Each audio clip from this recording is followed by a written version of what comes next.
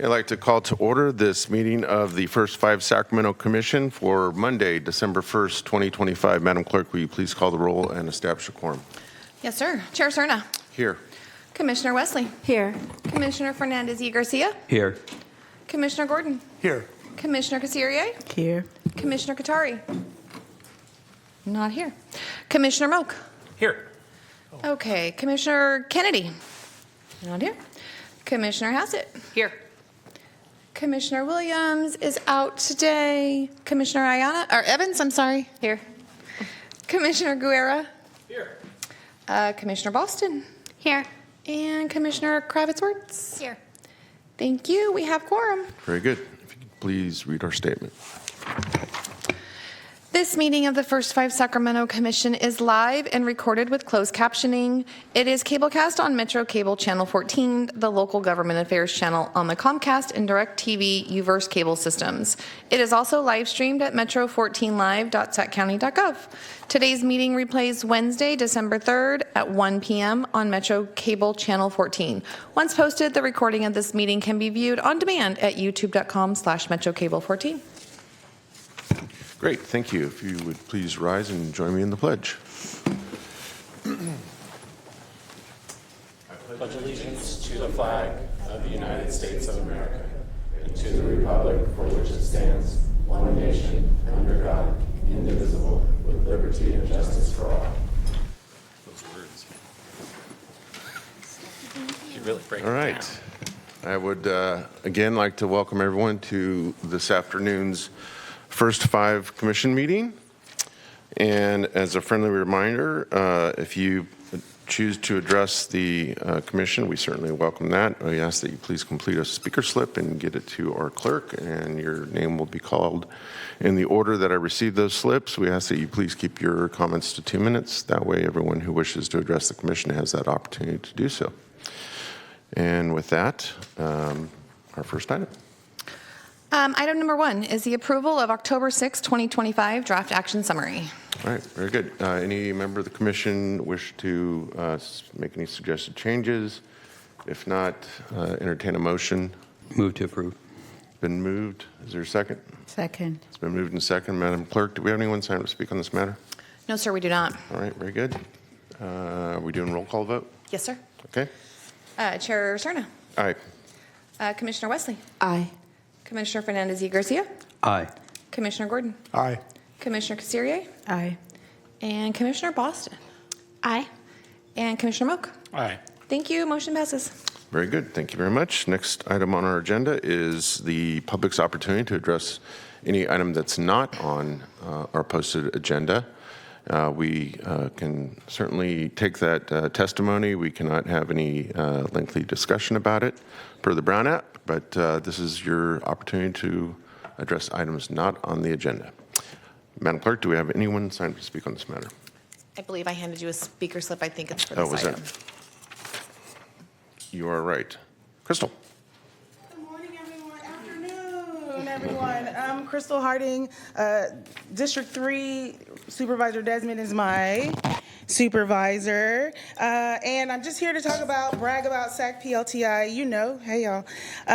We have been super active. The team met before Thanksgiving break to plan and prepare. Our cohort begins January 10th, and our retreat is that day, and we were getting all of our materials ready. I want to encourage everyone to check us out on social media, on Instagram and Facebook at Sacramento PLTI, and apply. If you know anyone, if you know a friend, neighbor, anyone at all that's interested in being the parent leaders that they are and serving in that capacity, please check out sacramentoplti.com. We had our Soul Family Ball on October 26th. It was a great time. We had families dressing up in all of their good clothes and having a good time. Food, drinks, and all that. 1 minute, okay. And I am excited about our social media this year. I've been working actively to engage and connect and share and amplify all of the things that we're doing. So if you have seen our videos or our stories, make sure you engage, like, follow, and share. And again, spread the word that PLTI is recruiting English and Spanish language cohort parent leaders, and we are starting in January. So thank you for your support, and I look forward to sharing more information with you next time. Peace out. Great. Thank you, Crystal. Good to see you. All right. Any other members of the public wish to address us on items not on the agenda? No, sir. Okay, next item, please. Item number 3 is the Executive Director's Report. All right. Great. Nice to see you all this afternoon. We started talking morning, and I have to move to afternoon as well. Have a couple of highlights from the packet today. First is our racial equity updates. We have been working with the Equity in Action Committee, meeting quite frequently. And as you know, we had our letters of interest went out. We had over 400 responses come in for funding, and the committee reviewed every single one of those letters, scored them, and invited about, I want to say 70 or so to apply for actual funding. We have 3 different categories. So one category is just the one-time funding, and then 2 different tiers for larger dollars. So of those $62 million requests, we have actually $4.2 million to distribute, and the committee will be meeting December 13th to make their final decisions about which will come forward to you all in January for approval. So it's a very exciting time. We had 61, there you go, 61 entities were invited to apply. And again, those were things from individual family needs and concrete supports to group presentations and activities and community building, systems improvement, and Crystal will be happy to know parent leadership and parent engagement. So those 4 things were the topics. I wanted to just briefly touch on the CalFresh benefits disruption. I know a lot of our families were impacted by this. Even though it was a short period of time, there was a lot of anxiety in community about this. And everything is back up and running now. And I didn't know if commissioners knew the extent of that. It's 270,000 individuals here, 90,000 children impacted. Or served by CalFresh in Sacramento County. And our Health and Human Services Agency, really our leadership, Shelby, Commissioner Boston, and Ethan Dye from DHA, just really stepping in, as well as our partners on the ground. I mean, it was incredible. The Family Resource Centers, our Child Action, really jumping in to help connect families.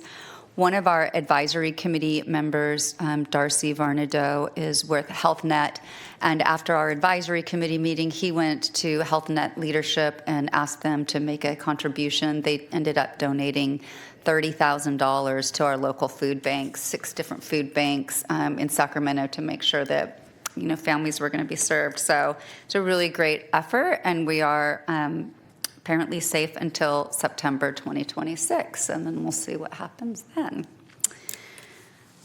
I know you guys know that he's a superstar, but we don't often get to talk too much about how amazing Commissioner Fernandez y Garcia is, so he's going to get a little bit of props twice in this ED report. I just wanted you all to know that he was honored with the Council on Community Pediatrics Local Hero Award through the American Academy of Pediatrics, which is pretty big stuff, actually.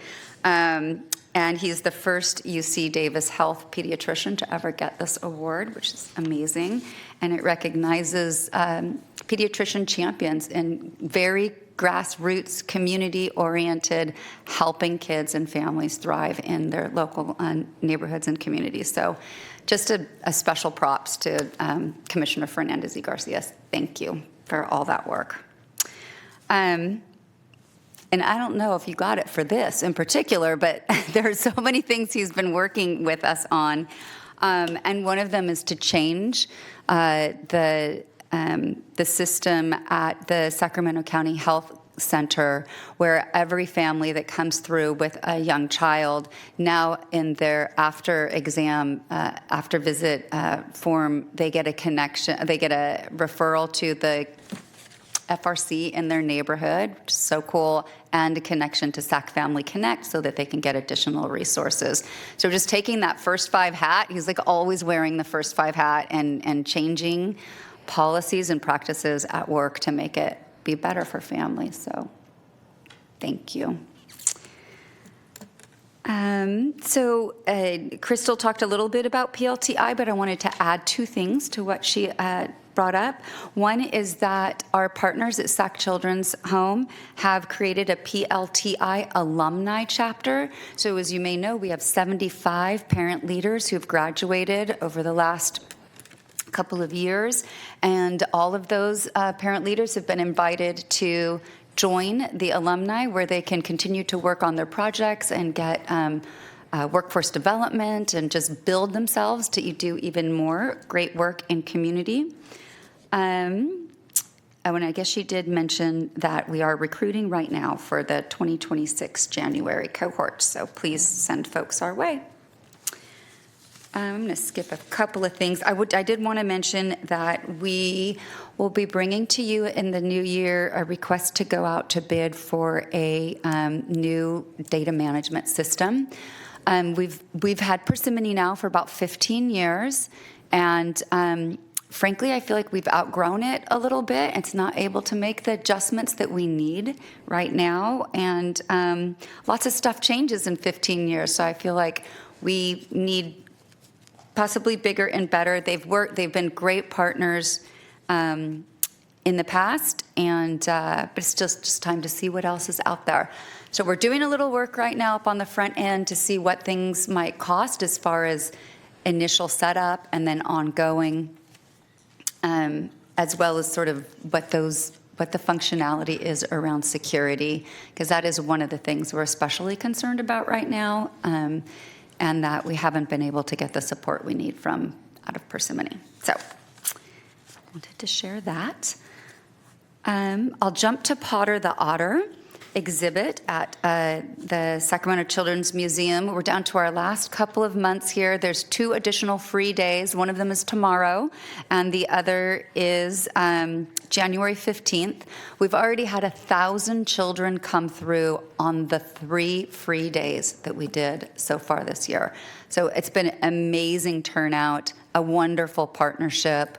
Can't say enough good. I wish it was there permanently, but it really did establish a partnership with the Sac Children's Museum that I hope we're able to continue as they might focus on additional exhibits that we could get in on later. And then I'll just end it with a staffing update. I was hoping that Sharon Watts could stand up so you could all see our newest staff member. Hello, thank you, Sharon. She is filling a position that we recently created called a Human Services Program Specialist position, and she's going to assist all of the planners in the work that we do. We've never sort of had like an in-between person. We've had the opportunity to restructure the commission's program side when Latina Price retired. And so this is part of our restructure. She's been amazing in her 2 weeks on already, and she previously served as a policy fellow with the Coro Northern California, and she's also a certified doula, so we love all of that. She brings a lot of energy and passion for the work with her. And that concludes my director's report. Great, thank you. Any questions for our executive director? All right, seeing none. Madam Clerk, is there any member of the public that would like to address the commission on the executive director's report? No, sir. All right, very good. Thank you again, Julie. Next item, please. Item number 4 is the advisory committee update from October 10th, 2025. And it's a quick one. We did not actually end up meeting in October, and so we have our next scheduled meeting is February 13th. Very good. Thank you.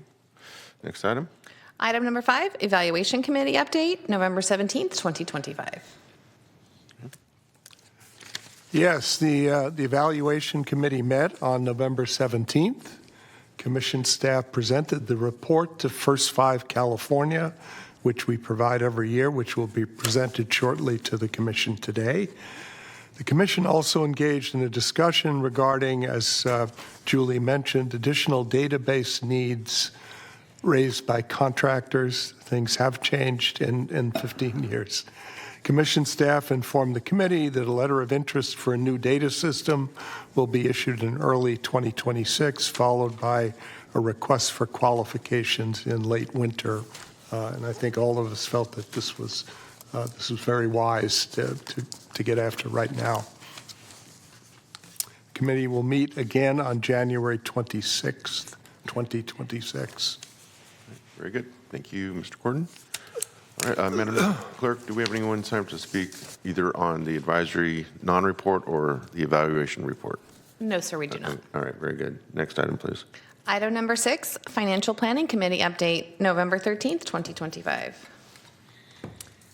Thank you. The Financial Planning Committee met on November 13th. Staff provided an update on current staffing vacancies, and the previously vacant Administrative Service Officer 1 and Human Services Program Specialist positions have been successfully filled. Recruitment efforts are now underway to fill the remaining Senior Office Assistant vacancy. And with these updates, First5 Sacramento's current vacancy rate is 7.1%. The fiscal year 2024-25 audit was issued on October 30th. The committee reviewed the report and, as required each year, voted to approve the audit. There were no findings. Very nice. And the audit is on today's agenda for public hearing and final commission approval. Staff provided an overview of the additional oversight measures being implemented for the new equity and action contracts, which carry a higher level of risk given that many partners are new to both First5 and to county contracting. To ensure strong fiscal accountability and set these emerging CBOs up for success, staff outlined several proactive safeguards, including flexible insurance pathways, dedicated contract funds for independent audits and financial administration needs, allowing an indirect rate of up to 15%, requiring detailed fiscal risk assessments, and exploring the use of a fiscal agent to provide additional financial oversight and support. Staff also presented a request to increase the advance payment thresholds up to 25% for standard contracts and for up to 50% for equity and action contracts. And that's to help smaller organizations manage their cash flow as they launch services. The committee reviewed and approved the revised advance payment policy, and it is item number 10 today on the Commission's agenda. Lastly, Commission financial statements for the first quarter were reviewed and in line with budget expectations. And this concludes my report. Very good. Thank you. Madam Clerk, anyone signed up to speak on the Financial Planning Committee update? No, sir. Okay. Next item, please. Item number 7, Systems Optimization and Sustainability Committee update, October 22nd, 2025. Hi, everyone. Okay, we met on October 22nd. It was a very in-depth meeting. One of our agenda items was the policy and advocacy. There were a number of state bills that passed impacting the early care and education workforce, including some immigration bills, and so we talked about that in depth. We also had our Equity and Action Ready grant discussion, which a lot of what you already heard today was discussed. And then I also want to note that we talked about the SNAP impacts that day. And I'm talking, our hearts were heavy, but we also were strategic. And a lot of us were trying to figure out what could we do that day, how could we support, from FRCs to where can we donate. So anyway, a lot happened that day, and you can see the impact of what happened. So that was an amazing day, actually, of just being a part of First5 Sacramento. I was very proud. We also had 2 representatives from SCOE, and we had an in-depth conversation around Help Me Grow and around mental health supports in schools and childcare centers. And that concludes our report, other than we have a meeting on December 17th. Thank you. Very good, thank you. Madam Clerk, do we have anyone signed up to speak on the SOS report? No, sir. All right, very good. Next item, please. Item number 8 is a public hearing, a review, and adoption of the fiscal year 24-25 financial audit. Good afternoon, Commissioners. The fiscal year 24-25 audit was issued on October 30th, and it was submitted to the state and First5 California on the same day. It was completed by the auditing firm Macias, Genie & O'Connell, LLP, better known as MGO. MGO tested 24 procedures for commission compliance with state laws and regulations, and all were in compliance. Today, we have Russell Robertson, Assurance Director at MGO, who will provide a brief summary of the report. Before I hand it over to Russ, I would like to thank and acknowledge Joe Fasula and Eli Misker, who are here today with us. They are our partners at the Sacramento County Department of Finance, who assist us with the audit, and I'd like to thank them for their time, commitment, and expertise. So thank you. Thank you. Thank you. Hello, thanks. My name is Russell Robertson. I want to thank the board for allowing me to share a few items in the report that was mentioned. Actually, I believe there are 2 reports that you received. One is the internal audit report itself, and then a report to the board. I will start with the bigger one. It's the one probably we're all here for. And in there we have several items. We have our opinion coming from the auditor itself. We have the financial statements and the notes, and some supplementary information in the back. But I wanted to share that, yes, they're on top of not having any findings that was shared before, we were able to issue an unqualified opinion, which is the highest level of assurance that we could provide, meaning that the financial statements are fairly presented in all respects to our accounting standards. Overall, there's not much change. I do want to highlight a couple things that you may notice in the financial statements themselves. But as I indicate, where I like to focus in is on the management discussion analysis in the report. That gives a high-level summary of what happened during the year. And it's highlighted, I think it's on the first bullet on one of the pages there is, there was a slight decrease in the net assets and some revenue, slight downtick from the previous year. And that's because there was some change in the Prop 10 revenue that came in. And that was expected. While the First5 was still trying to maintain the level of expenditures to administer the program level with the commitment on the strategic plan, that was expected that some of the cash would actually decrease during the year because of that. But overall, pretty straightforward, pretty much the same activity as in the prior year, nothing too crazy to report on there. All within budget expectations that we do review as well, and no significant discrepancies in there. Actually, no discrepancies. Everything was at that level. The second report is the report to the Board of Commissions.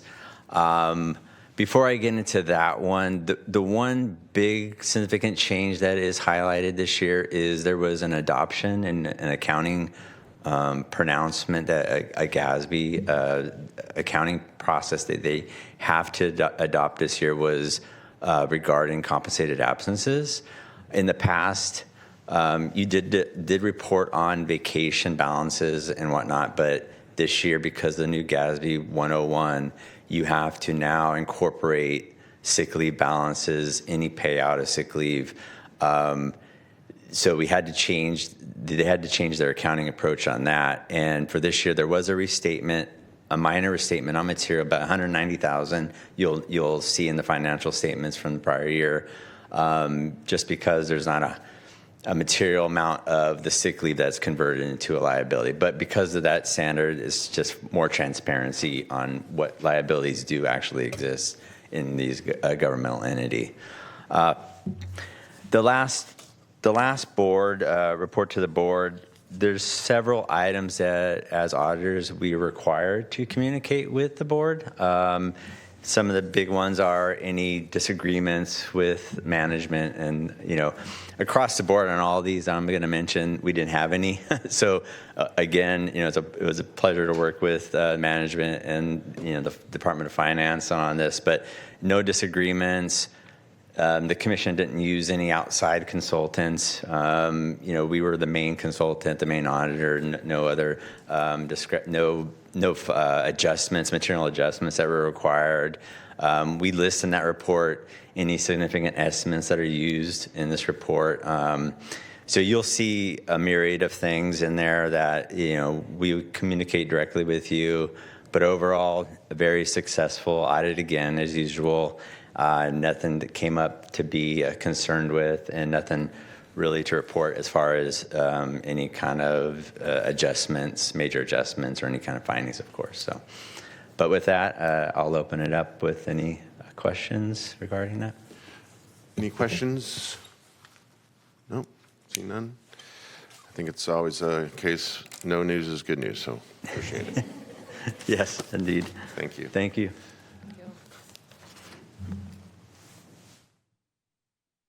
Does that conclude then the staff report? Okay, Madam Clerk, do we have anyone sign up to address the board on this? No, sir, we do not. I will, as a formality, open the public hearing, close the public hearing. The record will note we don't have any members of the public sign up to address this matter, and then therefore we will go on to the next item. Okay, item number 9, another public hearing. Review and adoption of the fiscal year 24-25 annual report. Chair Cerner, we do usually do a vote to adopt it. Even we can't make any changes to it, Correct, but we I'm sorry. typically do vote to adopt it. That's right. Okay, very My good. bad. Move adoption? Okay, it's been moved. Is there a second? Second. Okay, it's moved and seconded. Roll call vote, please. Thank And again, you. this is for the record, this is on item 8, Eight, the yes. adoption of the fiscal year 24-25 financial audit. Okay, perfect. Chair Cerna. Aye. Commissioner Wesley. Aye. Commissioner Fernandez y Garcia. Aye. Commissioner Gordon. Aye. Commissioner Casirier. Aye. Commissioner Boston. Aye. Commissioner Moak. Aye. Thank you all. Motion passes. Very good, thank you. Now we'll go on to the next item. Okay, next item, number 9, public hearing, review and adoption of the fiscal year 24-25 annual report. For this one, we are joined by Carmen Garcia Gomez, who is our evaluation manager. Good afternoon, Commissioners. Today, I'm going to present to you the First5 Sacramento annual report that was submitted to First5 California in November. Every year, the Children and Families Act requires that the California's 58 county commissions submit a report by November 1st. We actually submitted our report just that first week of November. We had a delay because of the audit. The audit and the annual report are one unit, and they need to go together, be reported together to First5 California. The reporting forms, there are 3 reporting forms for First5 California, the AR1, AR2, and AR3. The AR1 is the fiscal part of it. The AR2 is the demographic portion of it, which ties the numbers served with the programs and the expenditures. And AR3 are the evaluation findings and any other county highlights that we want to provide to First5 California. This is a collaborative effort of commission staff, Applied Survey Research, which are our evaluation consultants, and Persimmon International, Inc., which is the data system that we use to collect and store data. You have the attachment in your packet. AR1 is section 1, which identifies the revenue details, expenditures, and our fund balance. Our expenditures for fiscal year 24-25 totaled $19.2 million, which was a reduction of about 10%. The result of that reduction is that this fiscal year we did not launch the equity and action contracts, which will be funded this year. So next fiscal year you will see that applied in the annual report. The fiscal year ended with a fund balance of $17.1 million. Section 2 is the county demographic worksheet.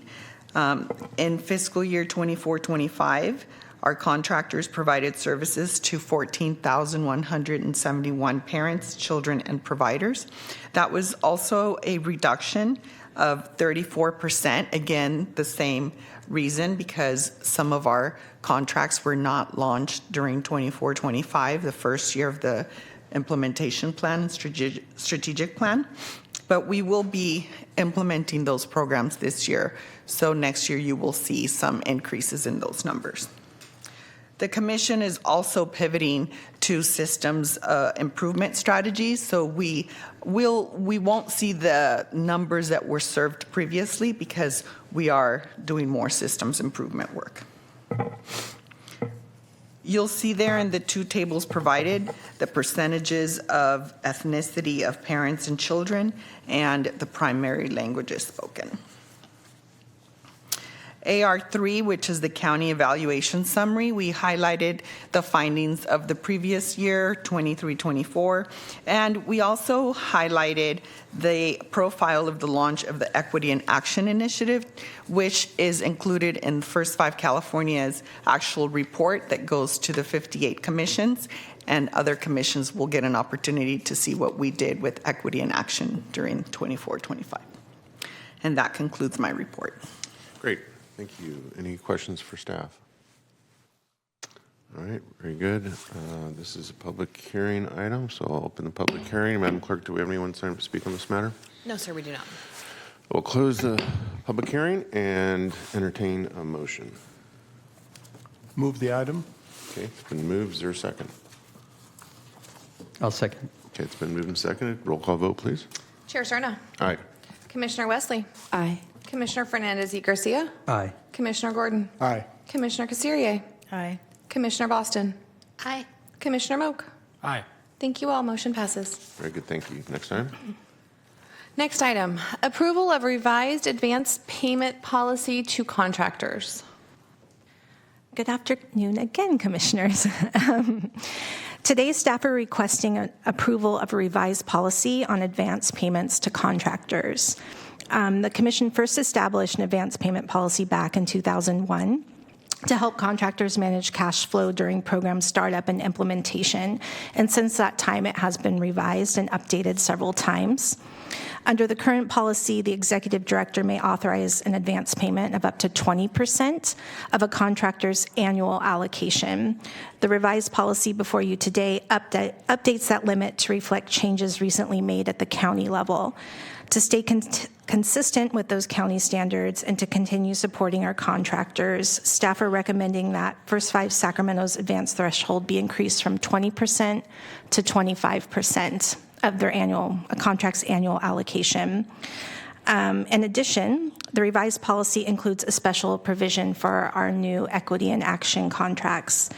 As you know, the EIA initiative is focused on building the capacity of smaller community-based organizations that may not have prior experience contracting with the county. To help set them up for success, the revised policy allows the executive director to authorize advance payments of up to 50% of their annual allocation. This small but important change provides greater, wrong page of notes. This additional flexibility of up to 50% ensures that these organizations have the resources they need to launch activities on time, cover early program expenses, and to build internal systems that support long-term sustainability. Of course, higher advance payments will come with enhanced monitoring and support to safeguard First5's financial integrity while still meeting the needs and intent of the Equity in Action initiative. While this policy provides important flexibility and support, staff recognize that advance payments do carry some financial risk for the Commission and will continue to carefully review each request, assess fiscal capacity, and closely monitor repayment schedules to ensure accountability and timely recovery of funds. This concludes my presentation. I'm happy to answer any questions. Great, thank you very much. Commissioner Hassett. I just wanted to mention that we talked at length about this, and were very clear that people have to make a case for why they need the funds in advance, and recognizing that with reimbursement type grants, it can be a huge burden, especially on a smaller organization.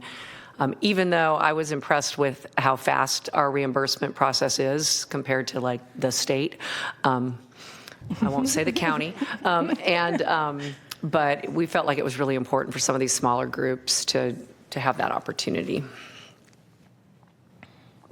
All right, thank you. Any other questions of staff? All right. I have a question, actually. Yes, please. So when the grants come in, or when the application is put in, are they applying at that time planning for an advance when they're planning the way that they're going to approach the service that they're applying for? I don't even think that they know that they would get a 50% advance, that they could request that Right. even, since those applications are already being submitted now. So I think that we would do that during the contract negotiation phase with them and find out like what are their needs, what specific, is it they need to hire staff and get them trained and onboarded, and so this would help offset some of those costs coming in.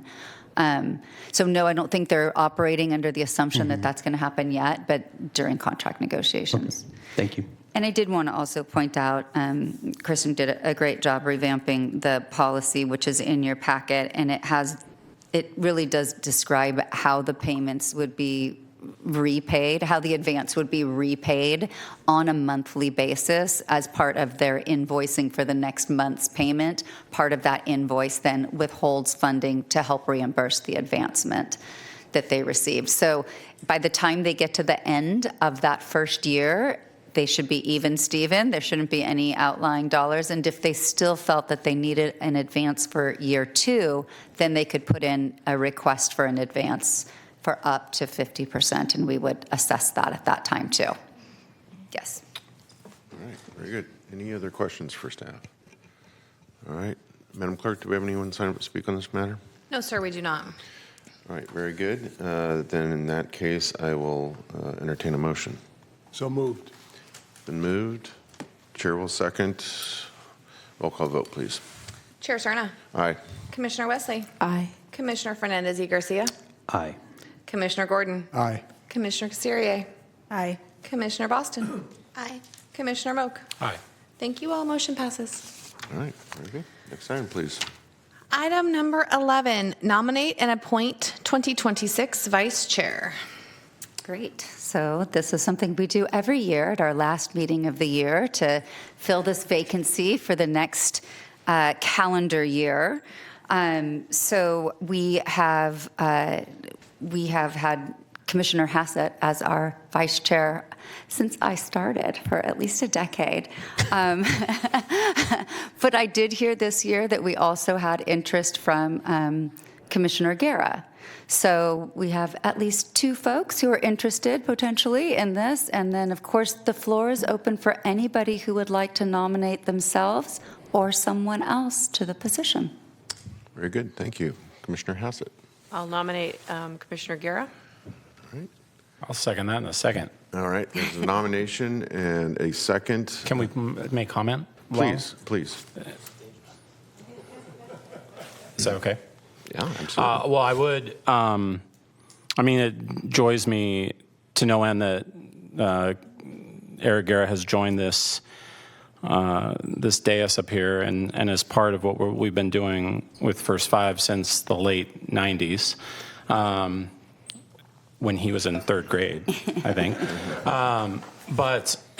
So that's, depending on how this goes, that's super exciting. However, I would want to thank Beth for being the consummate professional, involved in so many parts of First5, sitting second chair to you. She's not going anywhere. I know. But I do want to honor and celebrate what she has meant and the fact that she has been so consistent with her leadership and secondary leadership to you. So I just don't want that to go unnoticed. And having Beth part of this group also has legitimized, I feel like, First5 in the community, especially in the realm that she works in, which is obviously critically important to our families and kids in this region. But so I just would want to say thanks to Beth for sure. Very good words. I couldn't have said them better myself, although I will add that as chair, and I think a handful of times over the last 15 years, there have been times where I needed to make sure that in my absence, things are going to run probably even smoother than if I were here. And Beth has been very capable and engaging and inviting to our public who wishes to join us on occasion and provide critical testimony. So I too want to add to Commissioner Moak's thanks and acknowledgement of a job very well done, and we appreciate your presence and your leadership on this commission very much. Thanks. Okay. We don't have anyone signed up to speak on this, right? No, we do not. Okay, so we have a nomination and a second. Roll call vote, please. Chair Charna. Aye. Commissioner Wesley. Aye. Commissioner Fernandez y Garcia. Aye. Commissioner Gordon. Aye. Commissioner Casirier. Aye. Commissioner Boston. Aye. And Commissioner Moak. Aye. All right, Thank you. Motion passes. very good. Commissioner Guerra. Well, thank you. I also wanted to thank Beth, and I've had an opportunity to work with her in so many other capacities, and just her consistent commitment to the well-being of our county, and also our young people, and excited about trying to fill those big shoes as well. And I didn't want to say this earlier, but I'm excited about more of this work. My kid got a chance to go see Potter the Otter, and was my little one, and he was super excited. So if that's the part of the work here, then this is going to be a great experience as well. So Very good. Thank you very much. All right, our last item of the afternoon is commission member comments. Any comments from my colleagues? Yes, Commissioner Gordon. Yeah, I just had a couple of quick comments. First of all, I just wanted to let the commission know that the federal government actions in terms of immigrants are landing on our agency as well. And I've made it a mission of sorts to make this public wherever I go, just so that people know that this is hitting us everywhere, obviously with families and individuals. Last Friday, the 28th of November, one of our staff members was picked up in the morning as she left home by ICE, and she was fortunately able to make a phone call, and she called her supervisor at SCOE to let her know that she'd been picked up. I sent my chief counsel immediately down to the ICE office on Capitol Mall, and she arrived a little before noon, trying to find out the whereabouts of our employee, to which she was told it was lunchtime. And come back at 1:30, please, which she did. And she was carrying all of the papers that certified to our agency that this person was legally able to work in California. Made no difference. She'd been taken away to wherever they house people for the time being in Sacramento. She now has an immigration lawyer who has filed a writ to release her. But none of us has heard in all the time since Friday the 28th of November, even where she is. She's an immigrant from Russia, has been in this country over 20 years, has worked for us very successfully for over 8 years. And this goes on, and I check every day. My chief counsel checks every day. They only will talk to either her husband or her attorney. But so far, none of us has any idea where she is or what her status is. So I only raise this to make sure that people know that this is going on all over the country. And they came for her. But I come from a large Jewish family, many of whom were impacted by the Holocaust. And it's been burned into me that they can come for you.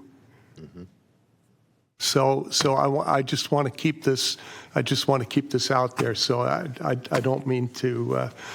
Secondly, though, on a much higher note, I did want to, especially in the holiday time, give a huge shout out to Sacramento County, from the leadership of our supervisors on down. The things that we have been able to do at SCOE and in the education system, because of the partnership that we have, are extraordinary. We now have 60 mental health clinicians posted in our schools. We have an amazing relationship with child services when we're working on foster youth and homeless youth. Dr. Kay, sitting right here, has been extraordinary in helping guide our work. And I don't know of another county where the relationship is as strong and enables us to do as much. So a big thank you from every single one of us at SCOE, and of course the wonderful First5 work that's also done. So thank you. Thank you, Mr. Superintendent. And I appreciate you taking the opportunity at the conclusion of today's commission meeting to draw attention to the real life consequences of the disposition of this administration relative to our immigrant population. And both Councilmember Guerra and myself have both visited the very intake space at the Moss Federal Building, just a few blocks away, for ourselves with our Congresswoman Doris Matsui. And even with the presence of a sitting member of Congress, we were not given any direct visual confirmation of the conditions or even the place within the building where folks are being detained. And so I think it's incumbent upon all of us, quite frankly, to take every opportunity we can, assuming we feel and empathize the way I think we do with what has just been explained to us, to use those opportunities to just underscore for everyone in whatever public venue, whether it's on television or in a public meeting or at the dinner table, just what it means to have this happen in our country. And I think for many of us, we never thought it would ever get near this state that we find ourselves in. But nonetheless, we are grappling with some very trying times as it relates to making sure that our immigrant population is protected and has due process available to them, just like any other person in this country. So I appreciate you bringing that to light, Dave. That means a lot. Councilmember Guerra. Yeah, thank you very much, Chair. And one, I wanted to thank Board Member Gordon and also yourself for highlighting this. Also to thank you specifically for the effort of recruiting and enlisting funds for legal services. And at the moment, we do have the SAC Fuel Network. So if any of our clients, any of our families that are from First5 are looking for assistance, they can go to sacfuelnetwork.org for that resource. But I do want to thank Chair Cerna again for helping establish the Joe Cerna Jr. Immigration Defense Fund to be able to fund the legal aid and legal services because some families aren't even aware that they can access any legal support. And so if any of our First5 families find themselves in that situation, Again, go to sacfuelnetwork.org, and this is something we hope that we can continue to support and guide people through this very terrible time. Great. Good words. Thank you. Commissioner Wesley. Yeah, I wanted to share along the same lines, and thank you for sharing, Commissioner Gordon. There is First5 California did just launch the Children First campaign, and there's $10 million available around immigration, and I believe they're setting aside 30% just to focus on local efforts that already exist. So there may be some additional funds that we might want to consider here.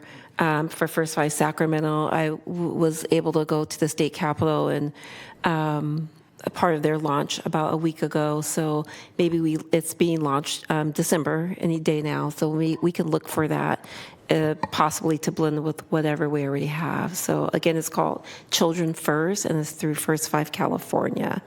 And it's a pot of money. It's $10 million. It's not a lot, but they are looking at local efforts that already exist, so we can apply for that potentially. Great. Thank you. Okay. Any other comments from commissioners? Don't see any. So again, I want to thank staff for all your contribution and preparation for today. Thank the clerk. Thank our county council who's with us. I want to thank my colleagues. This is our final meeting for 2025, and it's been another year of great work, and we're all very fortunate to have, especially the professional staff that we have at First5 Sacramento doing what they do. So we'll end on that positive note. If there's no further business before this commission, we stand adjourned.